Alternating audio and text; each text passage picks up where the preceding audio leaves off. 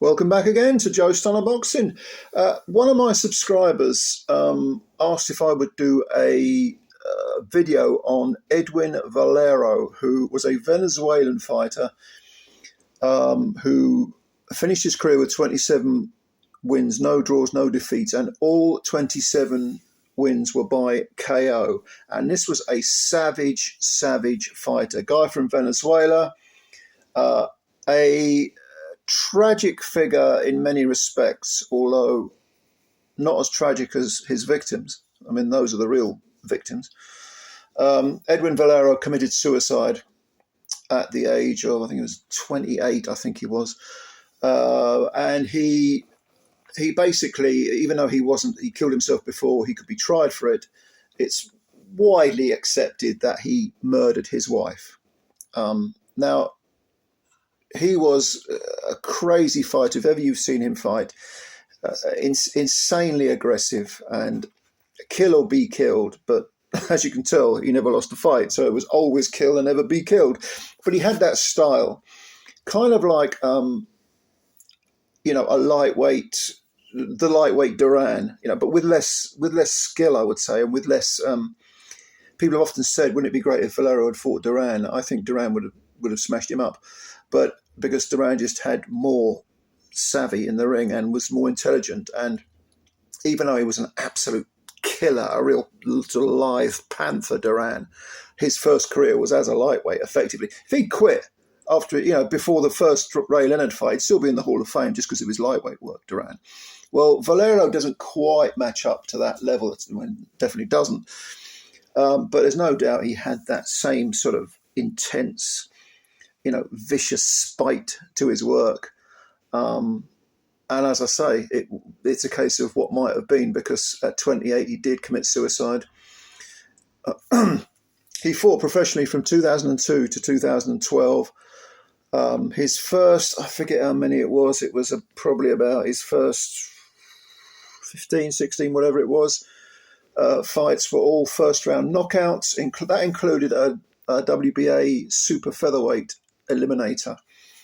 But he actually moved up a division and ended up winning the WBC lightweight version. He didn't bother going down I think he outgrew the super featherweight division and moved up to lightweight, and got himself a vacant title and then defended it a bunch of times, like I say, all by knockouts.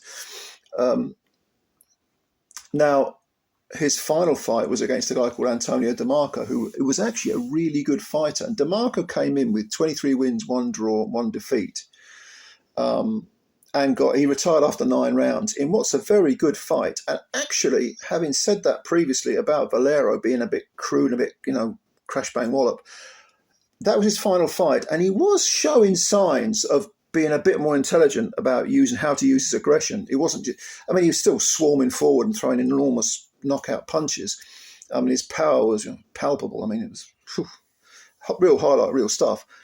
But Antonio DeMarco was a very skillful fighter. And in fact, after being retired in 9 rounds against Valero, would go on to win the WBC title himself at lightweight and had a good little run as a world champ. Eventually got stopped by Adrian Broner, but he made a few good defenses.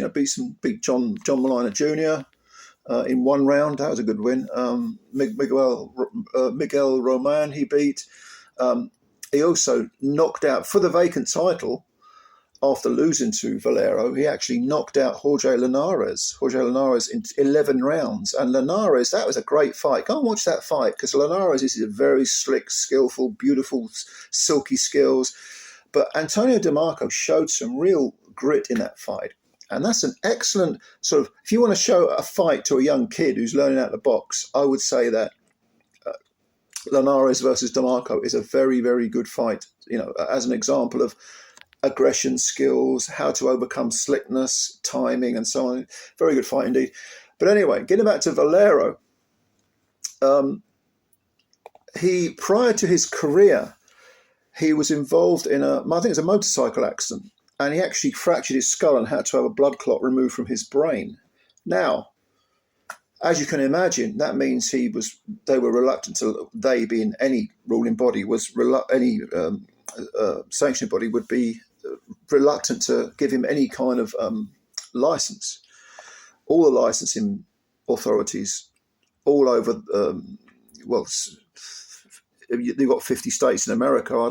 I think there were very few that were prepared to risk it and give him a license. But nevertheless, he did end up fighting. He did fight in America. He also fought in Paris, in Mexico, in Japan. And of course he fought a lot. I mean, his first 8 fights maybe were in Venezuela as well, which is where he was from. But he was having difficulty getting licensed in America, and he wanted to go to America. So when they took the license, I think he had a few fights in America, and then they rescinded his license. So he went on this little global tour until eventually it was sorted out and he was allowed to be licensed in America. Like I say, I mean, he went as far as, he fought a couple of times in Japan, I think. And he really was a globetrotter for a long while because of this issue with the brain injury, which is understandable. Because you get a brain injury, if you got a brain injury during a career, you'd be banned. His brain injury came from a motorcycle accident before he'd even taken up professional boxing. But nevertheless, because he was so exciting and so, outrageously entertaining, people wanted to see him, and he kept getting work. Now, eventually, he's signed by Golden Boy. He got a big contract, and they were going to give him that platform to sort of propel him to superstardom. Like I say, he won the lightweight title. He was defending it. He was outrageously exciting to watch. People, love watching him. If you've never seen this guy fight, go on YouTube and watch some of his fights, even just a highlight reel. Like best of. You'll be hooked. You'll be hooked. But even though he signed quite early with the Golden Boy, I think it was after 12 fights. So he still had, another 15 to go before his career was over. And he was on HBO, Boxing After Dark, had him on there. But he kept failing these brain scans. I mean, he had MRI scans. He kept failing them. And then they take him to a different state. And you know how it is, this great saga of trying to get... I think Texas, God bless them, they'll license anyone, but they ended up licensing in Valero.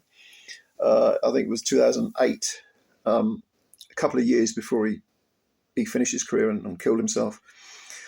But getting back to this brain injury that he had, if you've never known anyone who's had a brain injury, they can appear to have recovered from it, but it will affect their moods, and they'll probably be on medication for the rest of their lives, and especially if you have a blood clot removed, it can give you all sorts of mood swings, going from being very, very emotional and crying your eyes out to being extremely violent, to being frustrated. And I've worked with people who've had brain issues, shall we say, through injury and through just a natural chemical imbalance in the brain.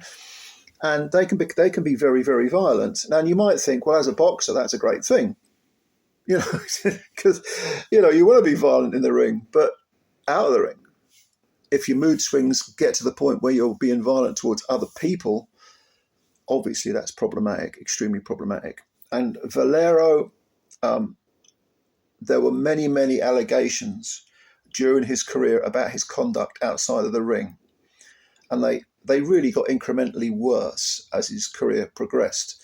And a lot of them were covered up, or people didn't press charges, But in 2009, he was actually arrested. And this was in September 2009, by someone who claimed that Valero had attacked this guy's mother and sister. And Valero denied this. He said it was there was apparently some family feud going on. I'm not quite sure of the details, but he denied these allegations, and he got away with it, basically. Or the allegations weren't taken any further. Let's put it that way. Okay, that was in September 2009. Now in March of 2010. He was accused of assault, but this time it was from his wife. His wife's name was Jennifer. And she went to hospital with a damaged lung and bruises on her body. And Valero denied any wrongdoing. And he said his wife had slipped on the stairs. Bullshit. And the investigators doubted him, but his wife later said, "Well, no, actually, I did hurt myself on the stairs." No one believed her, but she was covering. They believed that she was covering for her husband. However, she had been treated twice before for injuries, and they were quite similar injuries. So the authorities weren't buying her alibi for her husband. And in fact, the authorities went after him.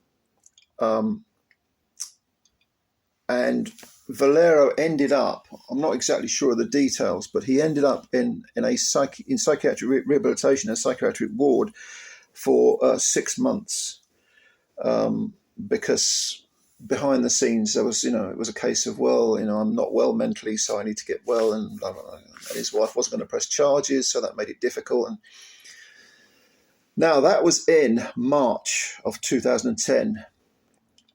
In 2010, in April, Valero was arrested after police found his wife's body, and that was in a hotel in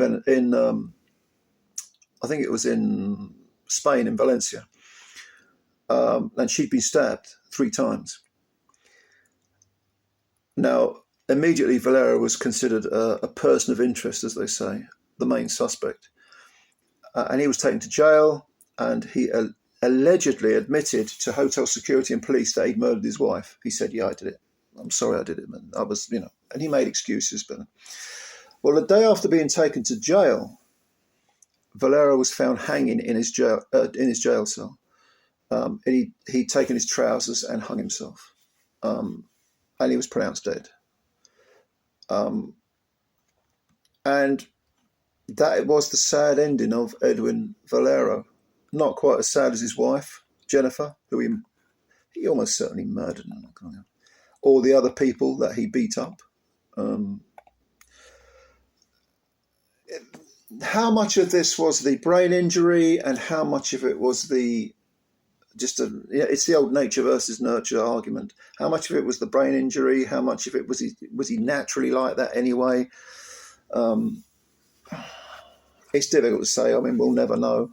I mean, sometimes when somebody dies, they preserve their brain and they study it to see, to not just learn about the brain, but it might shed some light on why that individual person behaved as they did. But Valero, there's no doubt he's a massively hard-punching, entertaining fighter. And a lot of people, because his career was cut short, he was 28, which is not that young for a lightweight, but he'd been a pro for 8 years, was it? So he turned pro at 20. Had he not had the brain injury, had his career run smoothly instead of having a globe trot because of the injury to the head and get licensed in various countries and jump from this continent to that continent, it's if ifs and ands were pots and pans, as my old nan used to say. We just don't know what would have happened, how it would have panned out. Would he have had a longer career? Would it have been a better career?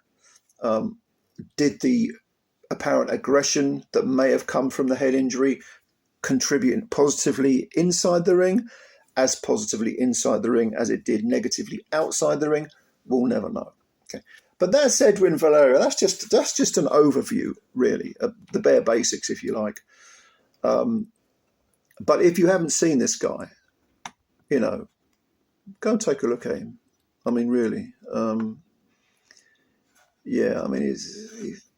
He was fucking exciting to watch. I gotta be honest, I'm thinking about it now in my head. He was, and he did win. I think it might have been 16 or 18. His first 16 or 18 fights were by first round knockout. Edgar Berlanga did. I think he might have gone one better and won his first 19 in the first round. But when you see him, if you haven't seen this guy fight, and you go on YouTube and watch him, you will understand exactly why he was so loved then, before people knew what he was like out of the ring. and why he remains a sort of cult figure, if you like. Yeah, EDWIN Valero. Have a look at him. Have a look at him, and let me know what you think. Great shame, really. Great tragedy. But anyway, that's. I hope you like that video. Just a little overview of Valero. And if you've got any opinions on him, please just leave them below. Or what's your favourite Valero fight? I think that DeMarco performance was really good. A very mature performance. He combined the aggression very well with a little bit of technique, a little bit of intelligence. But let me know what you think about EDWIN Valero. And thank you for listening to the video, watching the video. And please, if you're new to the channel, you could subscribe. Thank you very much. Please do it. And hit those likes as well, because they count them. All right. Thank you, ladies and gentlemen. Take care of yourselves, and bye for now.